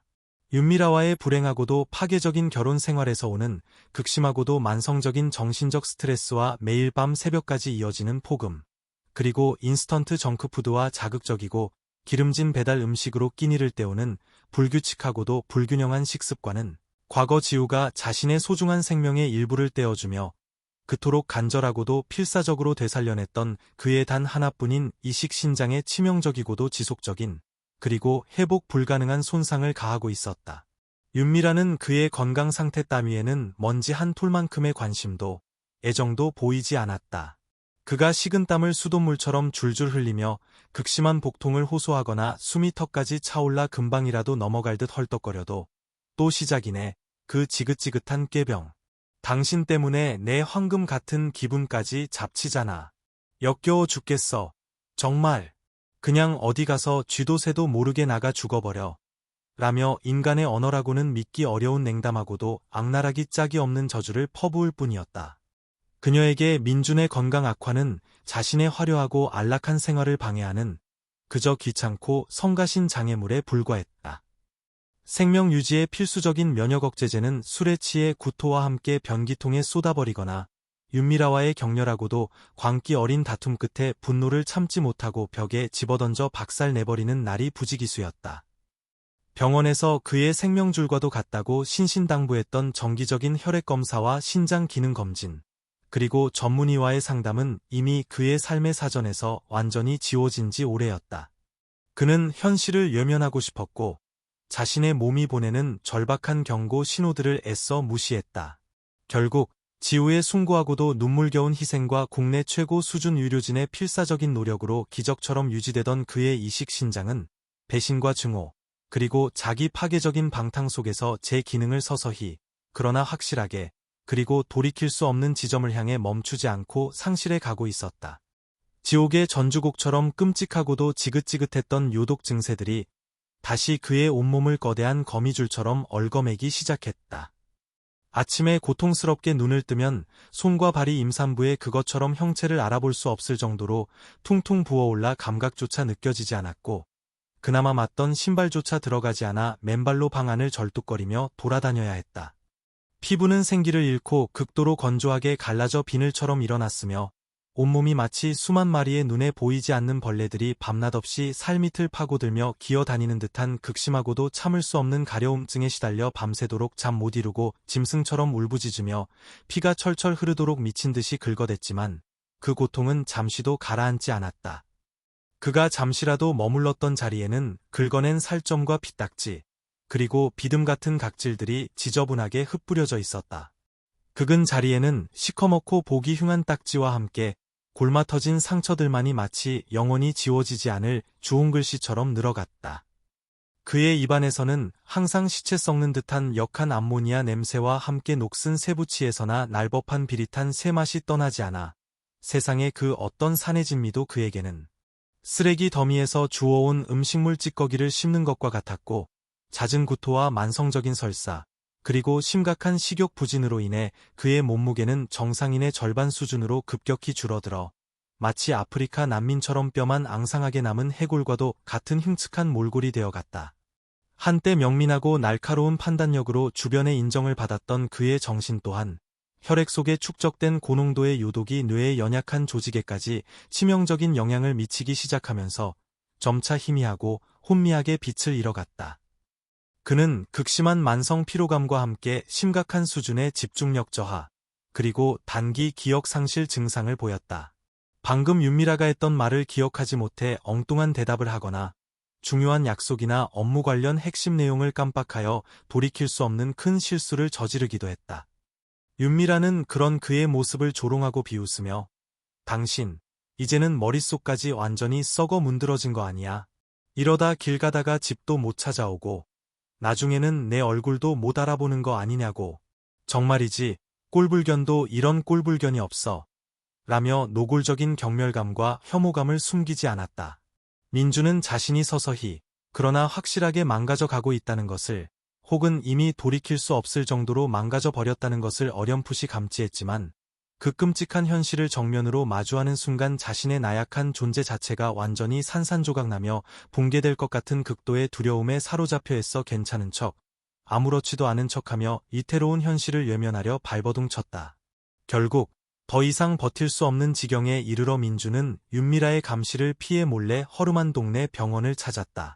그리고 그곳에서 그는 자신의 남은 인생 전부를 송두리째 뒤흔들고 영원히 벗어날 수 없는 절망의 나락으로 떨어뜨리는 청천벽력과도 같은 진단을 받게 되었다. 이미 이식받았던 신장의 만성 거부 반응이 매우 심각하게 진행되어 더 이상 그 어떤 의학적 처치로도 회복이 불가능한 상태이며 당장 응급혈액투석을 다시 시작하지 않으면 급성 심부전으로 인한 다발성 장기 부전으로 수일 내의 생명이 위독할 수 있다는 것이었다. 담당 의사는 그의 망가질 대로 망가진 생활습관과 의도적인 건강관리 소홀, 그리고 병원 지시 불이행 등을 강하게 질책하며 현재 그의 전반적인 건강 상태와 극도로 열악한 사회경제적 여건, 그리고 과거 이식 신장 관리 실패라는 치명적인 전력 때문에 두 번째 신장 이식의 가능성은 사실상 제로에 가깝다는 사형 선고와 다름없는 비관적인 전망까지 냉정하게 내놓았다. 민주는 싸늘한 진료실 바닥에 힘없이 주저앉아 마치 길 잃은 어린아이처럼 소리내어 통곡했다. 그의 눈앞에는 자신을 살리기 위해 그 어떤 두려움도 없이 기꺼이 수술대에 올랐던 지우의 숭고하고도 아름다웠던 얼굴이 떠올랐다. 그리고 그 숭고한 희생을 너무나도 쉽고 가볍게, 그리고 잔인하게 배반해 버린 자신의 더럽고 어리석었던 과거가 주마등처럼 스쳐 지나가며 그의 가슴을 후벼 팠다. 그는 사무치도록 후회하고 또 후회했지만 이미 시간은 너무나도 많이 흘러버린 후였다. 그의 곁에는 이제 두 번째 기적은커녕 그의 처참하고 고독한 몰락을 보며 진심으로 안타까워하며 따뜻한 눈물 한 방울 흘려줄 사람조차 단 한 명도 남아있지 않았다. 그의 절규와 통곡은 아무도 없는 텅 빈 진료실의 싸늘하고 차가운 벽에 부딪혀 공허하고도 처절한 메아리가 되어 힘없이 흩어질 뿐이었다. 그의 인생에 드리워진 절망의 그림자는 그 무엇으로도 걷어낼 수 없을 만큼 깊고 어두웠다. 직장에서의 그의 존재감과 위치는 이미 오래전의 신기루처럼 흔적도 없이 사라진 지 오래였다. 잦은 병가와 설명 없는 무단결근, 그리고 눈에 띄게 저하된 업무 수행 능력과 상식 이하의 판단착오는 그를 한때 회사의 핵심 인재이자 촉망받는 차세대 리더 후보에서 순식간에 조직의 효율성을 저해하고 사기를 떨어뜨리는 암적인 존재이자 공공연한 기피 대상으로 추락시켰다. 중요한 프로젝트에서는 번번이 배제되었고 사소한 업무에서조차 어처구니없는 실수를 연발하여 동료들의 비웃음과 질책을 사기 일쑤였다. 과거 지우와의 이혼 과정에서 만천하에 드러났던 그의 부도덕하고 파렴치한 사생활, 특히 자신에게 생명의 은인이나 다름없는 신장을 기증한 조강지철을 헌신짝처럼 버리고 젊고 아름다운 내연녀와 보란듯이 재혼한 사실은 이미 회사 전체의 입에서 입으로 전해지는 흉흉하고도 추잡한 소문으로 퍼져 있었다. 동료들은 그를 마치 길에서 마주친 더러운 오물처럼 피하거나 엘리베이터나 복도에서 마주칠 때마다 노골적으로 경멸과 조롱, 그리고 혐오가 뒤섞인 시선을 보냈다. 점심시간이면 아무도 그의 옆자리에 앉으려 하지 않아 그는 늘 혼자 구내식당 가장 구석진 자리에서 고개를 숙인 채 꾸역꾸역 밥을 넘겨야 했고, 회사 내부 익명 게시판에는 그의 실명을 직접적으로 거론하며 그의 무능함과 부도덕함을 비난하고 조롱하는 글들이 하루가 멀다 하고 경쟁적으로 올라왔다. 결국 그는 지속적인 질병 악화로 인한 장기적 업무 수행 능력 현저한 부적합 및 정상적인 조직 생활 불가능, 회사 전체의 사기 저하 및 조직 문화 저해, 동료들과의 심각하고 반복적인 불화야기, 그리고 심각한 수준의 기업 이미지 실추 등의 복합적이고도 구체적이며 그 어떤 변명의 여지도 없는 치욕적인 사유로 징계위원회에 정식으로 회부되었다. 그는 단 한 번의 제대로 된 자기 변론 기회조차 제대로 얻지 못한 채 거의 만장일치에 가까운 결정으로 권고사직이라는 이름 아래 회사에서 불명예스럽고도 비참하게 쫓겨나는 신세가 되었다. 한순간에 자신의 모든 것이었던 번듯한 직함과 사회적 성공의 상징이었던 높은 연봉, 그리고 세상 사람들의 부러움을 샀던 사회적 지위를 모두 잃어버린 민주는 그야말로 망연자실하여 텅 빈 동태 눈처럼 초점 없는 눈으로 허공만을 멍하니 바라볼 뿐이었다. 그의 손에는 싸구려 종이 상자에 담긴 몇 가지 개인 물품과 함께 그의 인생 전체가 실패했음을 증명하는 듯한 퇴직 통지서 한 장만이 처량하게 들려 있었다. 경제적 가치가 완전히 소멸하자 윤미라의 잔인하고도 탐욕스러운 본색은 더욱 노골적이고 추하게, 그리고 거리낌 없이 드러났다. 그녀는 민준의 퇴직금과 그동안 그가 알뜰하게 부어왔던 개인연금, 그리고 얼마 남지 않은 개인예금, 심지어는 그가 과거 지우와 함께 살던 시절 부모님으로부터 물려받았던 작은 시골 땅문서마저 온갖 가머니설과 눈물 연기, 그리고 교묘한 법적 협박으로 자신의 명의로 돌려놓거나 현금화하여 빼돌린 뒤 마치 기다렸다는 듯이 그에게 이혼 소송을 제기했다. 이미 다른 훨씬 더 유력하고 젊은 재력가와 은밀하고도 깊은 관계를 맺으며 새로운 인생 이막을 치밀하게 설계하고 있었던 윤미라는 민준에게 단 한 푼의 위자료나 재산 분할도 해줄 의사가 추호도 없었을 뿐만 아니라 오히려 그동안 자신이 민준의 병수발과 상식 이하의 뒷바라지를 하느라 입었던 막대한 정신적 피해와 물질적 손해를 배상하라며, 그리고 그의 불륜으로 인해 자신의 명예가 실추되었다며 역으로 그에게 상상을 초월하는 천문학적인 금액의 손해배상 청구 소송을 걸어오는 파렴치하고도 후안무치한 행동까지 서슴지 않았다. 민주는 병들고 쇠약해진 몸을 이끌고 지옥과도 같은 피 말리는 법정 다툼의 속수무책으로 휘말려야 했고, 그 과정에서 윤미라와 그녀가 고용한 악덕 변호사가 조작하고 퍼뜨린 온갖 추악한 거짓말과 교묘하고 악의적인 모함으로 인해 사회적으로 완전히 매장당하고 인간 쓰레기 취급을 받는 극한의 수모까지 겪어야 했다. 결국 그는 가진 것을 모두 빼앗기고 평생 갚아도 다 못 갚을 엄청난 소송 비용과 위자료라는 빚더미만을 떠안은 채 한때 자신의 모든 것이라고 어리석게 믿었던 그 악마 같은 여자로부터 인간 이하의 벌레만도 못한 취급을 받으며 입고 있던 싸구려 옷까지 몇 점만을 건진 채 맨몸으로 길바닥에 내쫓겼다. 친척들과 피를 나눈 형제들마저 그의 끝없는 추락과 염치라고는 찾아볼 수 없는 이기적인 행태, 그리고 과거 지우에게 저지른 인간으로서 상상조차 할 수 없는 배은망덕한 행동에 치를 떨며 완전히 등을 돌린 지 오래였다. 그는 차가운 도시의 가장 어둡고 후미진 뒷골목, 햇볕 한 줌 들지 않는 허름하고 음습하며 당장이라도 귀신이 튀어나올 것처럼 불결한 여관방이나 곰팡내와 담배 연기가 뒤섞여 숨쉬기조차 힘든 창문도 없는 고시원 단칸방을 전전하며 하루하루를 간신히, 그리고 비참하게 연명했다. 며칠씩 아무것도 먹지 못하고 굶기를 반복하다가 구역질을 참으며 길바닥에 버려진 유통기한이 한참 지난 편의점 폐기 음식으로 겨우 허기를 달래거나 더러운 공원 화장실 수돗물로 텅 빈 배를 채우는 날들이 지겹도록 이어졌다. 제대로 씻지 못해 온몸에서는 시큼하고 역겨운 악취가 진동했고, 덥수룩하게 자라 얼굴 전체를 뒤덮은 수염과 핏기라고는 찾아볼 수 없이 푸석하고 검게 변한 피부, 공포 영화에나 나올 법한 초점 없이 캥하게 들어간 눈, 그리고 뼈만 앙상하게 남아 마치 걸어 다니는 해골과도 다름없는 그의 끔찍한 몰골은 그가 과거 얼마나 번듯하고 깔끔한 외모로 주변 사람들의 부러움과 시기를 한몸에 받았던 사람이었는지 상상조차 할 수 없게 만들었다. 그는 매일 밤 잠이 들 때마다, 아니 잠들지 못하고 고통 속에 뒤척일 때마다 지우의 환영과 한청에 시달렸다. 눈을 감으면 과거 자신을 향해 세상에서 가장 따뜻하고 아름다운 미소를 지어 주던 지우의 모습이 아른거렸고, 고통스럽게 눈을 뜨면 현재 동현의 곁에서 세상 모든 행복을 다 가진 듯 환하게 웃고 있는 지우의 모습이 그의 망막을 잔인하게 파고들었다.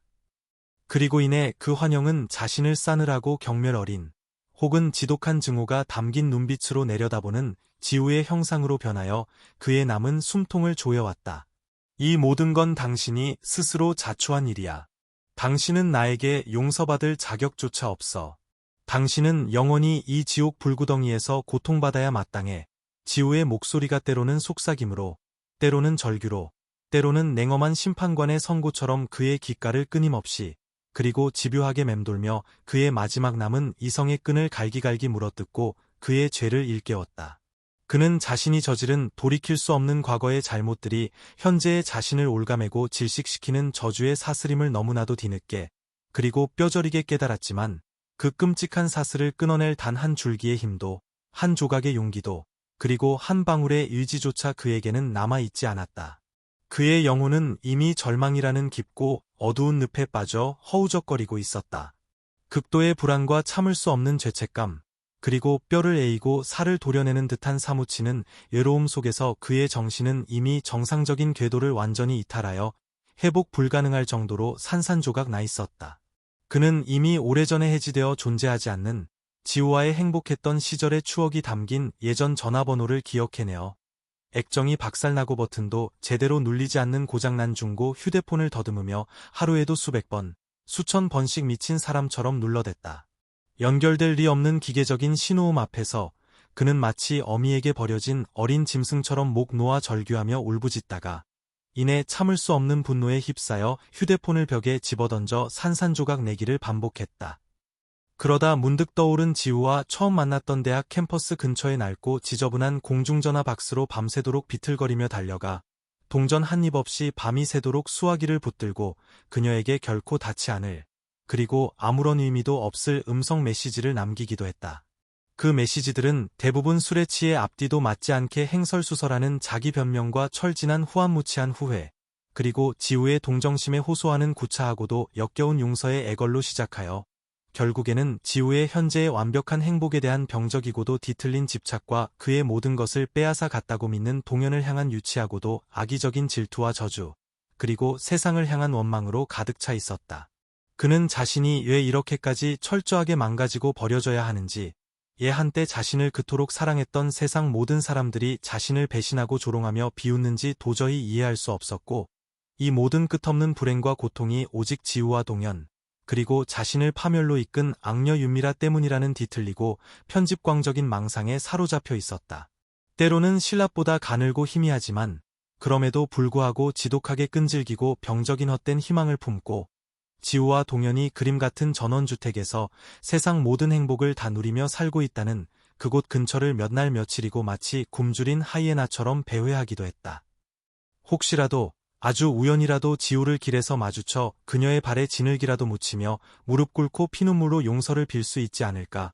과거 그토록 순수하고 천사 같았던 그녀라면 자신의 이 처절하고도 비참하기 짝이 없는 몰골을 차마 예면하지는 못할 것이라는 지극히 이기적이고 자기중심적이며 현실 감각이라고는 전혀 없는 허황된 기대를 품고서였다. 하지만 그의 남루하고 혐오스러운 행색과 온몸에서 풍기는 참을 수 없는 악취, 그리고 불안정하고 공격적인 눈빛은 고요하고 평화로운 전원 마을 주민들의 즉각적인 의심과 경계를 사기에 충분했고, 그는 번번이 동네 사람들의 신고를 받고 신속하게 출동한 경찰이나 사설 경비업체 직원들에게 발각되어 인간 이하의 벌레만도 못한 취급을 받으며 온갖 수치스럽고 모욕적인 언사를 듣고 폭력적으로 쫓겨나곤 했다. 그럴 때마다 그는 하늘을 향해, 그리고 자신의 기구한 처지를 향해 알아들을 수 없는 괴성을 지르며 저주를 퍼붓고 땅바닥을 치며 울부짖었지만 그의 처절한 절규는 공허하고 싸늘한 겨울밤의 밤공기 속으로 힘없이 흩어져 사라질 뿐 그 누구의 동정이나 관심도 끌지 못했다. 심지어는 과거 지우의 가장 친했던 예전 직장 동료들이나 순수했던 대학 시절 친구들을 수소문하여 그들의 집이나 직장까지 막무가내로 찾아가 내가 지금 당장 숨이 넘어가기 직전이다. 지우에게 마지막으로 꼭 전해야 할 유영과도 같은 말이 있다. 부디 자비를 베풀어 제발 단 한 번만이라도 만나게 해달라며 마치 연극배우처럼 과장된 몸짓으로 눈물 콧물을 흘리며 호소하거나 지우가 과거 나 때문에 얼마나 말 못할 고생을 했는지 내가 다 알고 있다. 내가 천벌을 받고 있는 것이다. 내가 죽어서라도 그 모든 것을 다 책임지겠다. 그러니 제발 딱 한 번만 나 좀 살려달라며 구역질 나는 동정심을 유발하며 돈을 구걸하는 등 이미 인간으로서 가져야 할 최소한의 염치나 자존심, 그리고 이성적인 판단력마저 완전히 내팽개친 추태를 보이기도 했다. 그의 이러한 상식을 한참 벗어난 기행과 정신병적인 집착은 과거 그를 조금이라도 인간적으로 대하거나 안타깝게 여겼던 모든 사람들에게 깊고도 참을 수 없는 혐오감과 함께 일말의 동정심이나 연민조차 완전히 거두게 만들었다.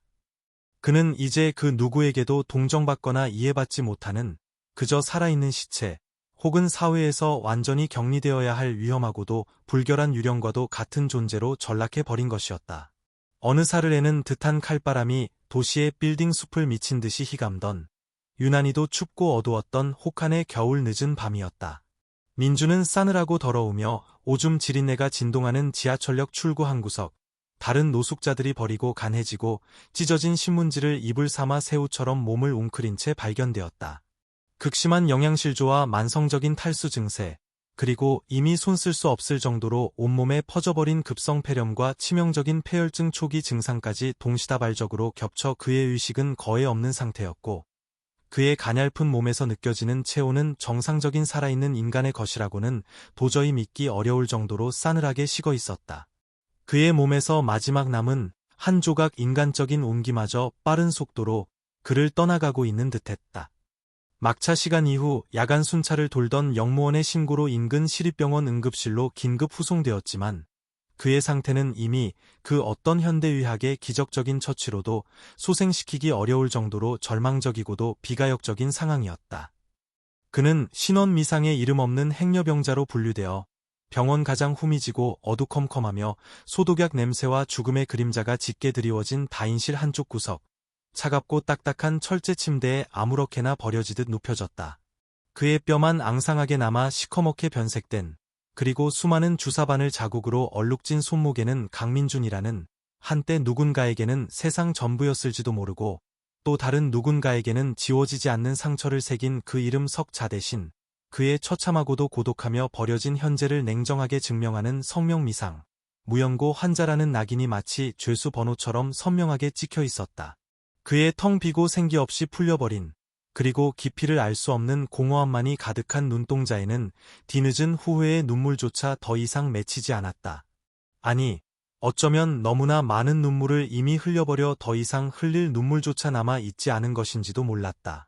바짝 마르고 갈라져 보기 흉하게 피딱지가 앉은 그의 입술에서는 그 누구도 알아들을 수 없는, 마치 지옥의 가장 깊은 밑바닥에서 간신히 기어 나오는 듯한 의미불명의 가느다란 신음만이 마지막 생명의 불꽃처럼 간헐적으로 새어 나올 뿐이었다. 한때는 누군가의 소중하고 자랑스러운 아들이었고, 한때는 누군가의 듬직하고 믿음직한 남편이었으며, 한때는 세상 모든 것을 다 가진 듯 오만하고 거만하게 세상을 내려다보았던 한 남자. 그의 허망하고도 어리석었으며 후회로 가득 찬 짧은 생은 그렇게 그 누구의 진심 어린 애도나 따뜻한 작별의 손길, 심지어는 단 한 송이의 국화꽃조차 받지 못한 채 지독한 외로움과 사무치는 육체의 고통, 그리고 영원히 씻기지 않을 무겁고도 더러운 죄의 무게에 짓눌려 이 세상 가장 비참하고 쓸쓸하며 초라한 방식으로 서서히, 그러나 확실하게 급박한 막을 내리고 있었다. 그의 마지막 가냘픈 숨결은 차찬 겨울 새벽의 칼바람처럼 아무런 흔적도 없이, 아무런 의미도 없이 허무하게 흩어졌고, 그의 존재는 마치 처음부터 이 세상에 단 한 번도 존재하지 않았던 것처럼 그렇게 완벽하고도 철저하게 잊혀갔다. 그의 파멸은 그가 평생에 걸쳐 자기 자신도 모르게 혹은 알면서도 예면한 채 정성스럽고도 집요하게 뿌린 배신과 이기심, 그리고 지독한 오만과 자기기만이라는 이름의 독버섯이 마침내 만개하여 맺은 너무나도 당연하고 처절하며 그 누구도 대신 짊어지거나 변명해 줄 수 없는 온전하고도 완벽한 그 자신만의 몫이었다. 그의 이름은 이제 그 누구의 기억 속에서도 그 어떤 기록 속에서도 다시는 불리지 않았다. 그의 존재는 완벽한 무로 돌아갔다. 민준의 삶이 걷잡을 수 없는 파멸의 어둠 속으로 가라앉는 동안 지우의 인생 이막은 그와는 정반대로 눈부시게 찬란한 빛을 발하며 매 순간 더욱 아름답게 펼쳐지고 있었다. 동현과의 결혼 생활은 시간이 흐를수록 단순한 행복을 넘어 깊은 영혼의 교감과 무한한 성장의 동반자 관계로 발전해 나갔다. 그들의 전원주택은 단순한 거주 공간이 아니라 두 사람의 사랑과 꿈, 그리고 예술적 영감이 살아 숨쉬는 창조적인 공간이자 따뜻한 안식처였다. 매일 아침, 지우는 창문으로 쏟아지는 햇살을 받으며 잠에서 깨어났다. 그녀의 곁에는 언제나처럼 동현이 다정한 미소로 그녀를 바라보고 있었다. 두 사람은 함께 향긋한 커피를 내리고 전날 밤 구워놓은 빵과 텃밭에서 직접 딴 신선한 과일로 소박하지만 건강한 아침 식사를 함께했다. 식탁에서는 어젯밤 꾸었던 재미있는 꿈 이야기부터 시작해 세상 돌아가는 이야기, 각자의 작업에 대한 진지한 고민까지 다양한 대화들이 오갔다. 동현은 건축 디자이너로서 자신만의 철학을 담은 혁신적인 프로젝트들을 연이어 성공시키며 업계에서 확고한 명성을 쌓아갔고, 지우는 자신의 아픔을 예술로 승화시킨 그림들을 통해 많은 사람들에게 깊은 울림과 위로를 전하는 화가로서 당당히 자리매김했다. 그녀의 그림은 국내의 유수의 갤러리에 초대되었고, 비평가들은 그녀의 작품에 담긴 진정성과 독창적인 표현력에 찬사를 아끼지 않았다. 지우는 더 이상 과거의 상처에 얽매여 자신을 괴롭히지 않았다. 오히려 그 아픔을 통해 얻은 깊은 통찰과 성숙함은 그녀의 작품 세계를 더욱 풍요롭게 만들었고, 그녀의 삶을 더욱 단단하게 지탱해주는 밑거름이 되었다. 그녀는 자신의 경험을 바탕으로 심리적 어려움을 겪는 여성들을 위한 미술치료 프로그램을 운영하며 재능 기부 활동에도 적극적으로 참여했다. 그녀의 따뜻한 공감과 섬세한 지도는 많은 이들에게 상처를 치유하고 새로운 삶을 시작할 수 있는 용기를 주었다. 그녀는 자신의 삶이 누군가에게 작은 희망이라도 될 수 있다는 사실에 큰 보람과 기쁨을 느꼈다. 결혼 5주년이 되던 해, 지우와 동현에게는 그 무엇과도 바꿀 수 없는 소중한 생명이 찾아왔다. 오랫동안 기다려왔던 아이, 딸 예진이의 탄생은 두 사람의 삶에 또 다른 차원의 행복과 감사를 가져다 주었다. 지우는 예진이를 품에 안고 젖을 물리며 자신이 한때 누군가에게 생명을 나누어 주었던 그 순간의 경이로움과는 또 다른 새로운 생명을 온전히 자신의 것으로 품고 키워내는 벅찬 감동을 느꼈다. 동현은 세상에서 가장 자상하고 헌신적인 아빠였다. 그는 밤늦도록 이어지는 예진이의 울음소리에도 단 한 번의 찡그림 없이 일어나 아이를 돌보았고, 서툰 솜씨지만 정성껏 이유식을 만들고 목욕을 시키며 지우의 육아 부담을 덜어주었다. 두 사람은 함께 예진이의 작은 손짓 하나, 옹알이 하나에도 기뻐하고 감동하며 부모로서의 책임감과 사랑을 키워나갔다. 예진이가 아장아장 걸음마를 시작하고 엄마, 아빠라는 예쁜 말을 하기 시작하면서 그들의 집은 아이의 천사 같은 웃음소리와 재롱으로 더욱 활기가 넘쳤다. 주말이면 세 식구는 손을 잡고 집 근처 숲길을 산책하거나 정원에서 함께 꽃과 나무를 가꾸며 자연과 교감하는 시간을 가졌다.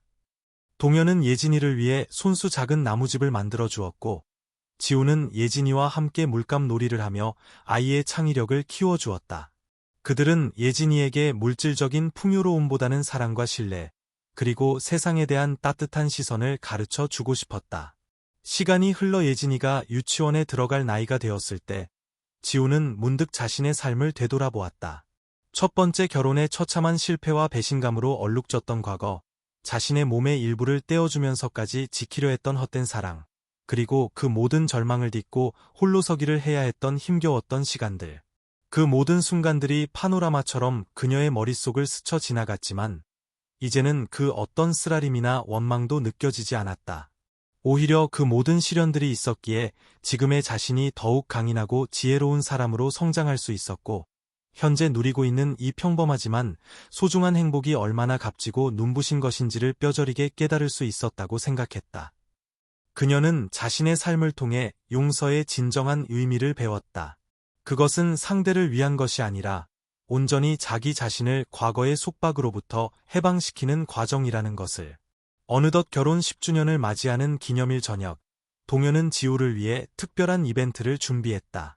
그들이 처음 함께 그림을 보았던 갤러리를 통째로 빌려 그동안 지우가 그려온 작품들로 작은 전시회를 열어준 것이다. 전시회의 마지막에는 동현이 직접 제작한 지우와의 만남부터 결혼, 그리고 예진이의 탄생과 성장 과정이 담긴 감동적인 영상이 상영되었다. 영상을 보는 내내 지우는 뜨거운 눈물을 흘렸고 동현은 그런 그녀를 따뜻하게 안아주었다. 예진이는 엄마 아빠의 모습을 해맑은 눈으로 바라보며 작은 손으로 박수를 쳤다. 지우야, 지난 10년 동안 당신과 함께한 모든 순간이 나에게는 기적이었고 축복이었어. 당신은 나에게 사랑을 가르쳐 주었고 삶의 의미를 깨닫게 해 주었지. 그리고 이렇게 예쁜 우리 딸 예진이까지 선물해 주었잖아. 말로 다 표현할 수 없을 만큼 고맙고 사랑해. 앞으로 다가올 우리의 10년, 20년, 아니 평생을 당신과 함께 지금처럼 행복하게 만들어 갈게. 동현의 진심 어린 고백에 지우는 환한 미소로 화답했다. 그녀는 마이크를 잡고 떨리는 목소리로 하객들 앞에 섰다. 오늘 저는 이 자리를 빌려 제 삶의 가장 큰 행운인 남편 동현 씨와 제 전부인 딸 예진이에게, 그리고 이 자리에 함께 해주신 모든 분들께 진심으로 감사 인사를 전하고 싶습니다. 과거 저는 깊은 절망 속에서 한때 모든 것을 포기하고 싶었던 순간도 있었습니다. 하지만 그때 어쩌면 저도 모르게 외쳤던 한마디, 땡큐라는 그 짧은 외침이 제 삶을 이렇게 놀랍도록 아름다운 기적으로 이끌어줄 줄은 상상도 못했습니다. 그 땡큐는 절망을 향한 마지막 저항이었고 새로운 시작을 향한 간절한 외침이었습니다. 그리고 지금 저는 온 마음을 다해 다시 한번 외치고 싶습니다. 나의 사랑하는 가족에게, 나의 소중한 삶에게, 그리고 이 모든 것을 가능하게 해준 세상의 모든 따뜻한 인연들에게 진심으로 감사합니다. 그녀의 목소리는 떨렸지만 그 안에는 세상 그 무엇과도 바꿀 수 없는 깊은 감사와 행복, 그리고 삶에 대한 뜨거운 긍정이 담겨 있었다. 지우의 인생 이막은 그렇게 그 누구보다 찬란하고 아름다운 해피엔딩을 향해 끝없이, 그리고 눈부시게 펼쳐지고 있었다. 그녀는 이제 과거의 아픔을 당당히 자신의 역사로 끌어안고 사랑하는 사람들과 함께 현재의 모든 순간을 감사하며 살아가는 세상에서 가장 강하고 아름다운 여인이 되어 있었다. 진정한 땡큐, 인생 이막의 찬란한 해피엔딩. 민준의 처참한 몰락과는 정반대로 지우의 인생 이막은 그야말로 찬란하게 빛나고 있었다. 동현과의 결혼 생활은 시간이 흐를수록 더욱 깊은 사랑과 신뢰로 채워졌고 그녀의 삶은 이전과는 비교할 수 없을 만큼 풍요롭고 다채로운 색깔들로 물들어갔다. 두 사람이 함께 가꾸는 전원주택의 작은 정원에는 사계절 아름다운 꽃들이 피고 지었으며 그들의 집은 늘 따뜻한 온기와 사랑스러운 웃음소리로 가득했다.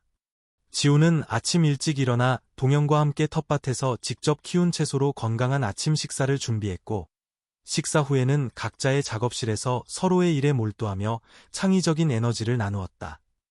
동현은 실력 있는 건축 디자이너로서 명성을 쌓아갔고 지우 역시 과거의 아픔을 예술로 승화시킨 그림들로 작은 개인전을 열어 좋은 반응을 얻으며 화가로서의 새로운 삶을 시작했다.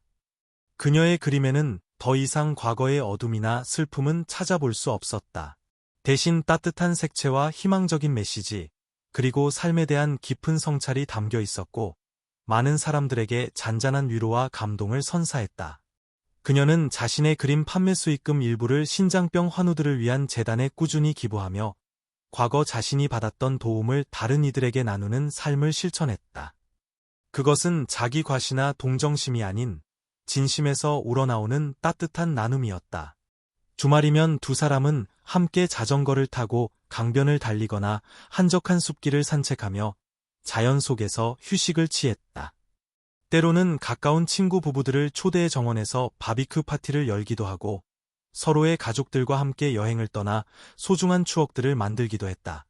지우는 동현의 부모님께 진심으로 사랑받는 며느리였고 동현 역시 지우의 부모님께 듬직하고 자상한 사위로서 깊은 신뢰를 얻었다.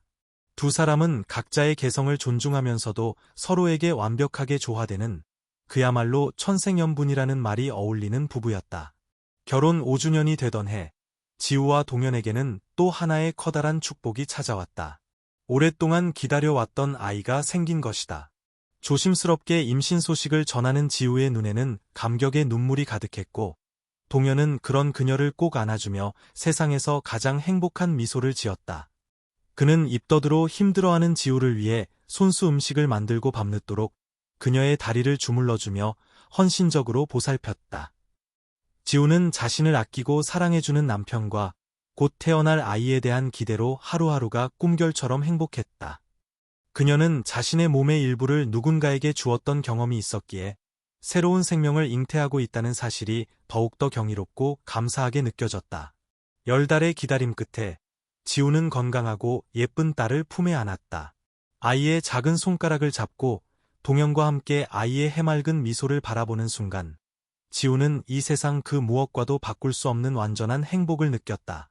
그녀는 아이에게 자신의 모든 사랑을 쏟아부었고, 아이는 부모의 사랑 속에서 무럭무럭 건강하게 자라났다. 지우는 때때로 자신의 지난 날들을 되돌아보았다. 첫 번째 결혼의 실패와 배신, 신장 이식이라는 힘겨운 결정, 그리고 홀로서기를 하며 겪어야 했던 수많은 어려움들. 그 모든 시간들이 주마등처럼 스쳐 지나갔지만 이제는 그 어떤 아픔도 느껴지지 않았다. 오히려 그 모든 시련들이 있었기에 지금의 자신이 더욱 단단해질 수 있었고, 현재의 이 소중한 행복이 얼마나 값진 것인지를 절실히 깨달을 수 있었다고 생각했다. 그녀의 삶은 마치 긴 터널을 지나 마침내 눈부신 햇살을 만난 것처럼 따스함과 사랑으로 가득 채워졌다. 과거의 상처는 이제 그녀를 더욱 빛나게 하는 지혜의 별이 되었고, 그녀는 매 순간 감사하며 현재의 충만한 행복을 마음껏 누리고 있었다. 그녀의 진짜 인생은 바로 지금 이 순간부터 가장 아름다운 선율로 연주되고 있었다.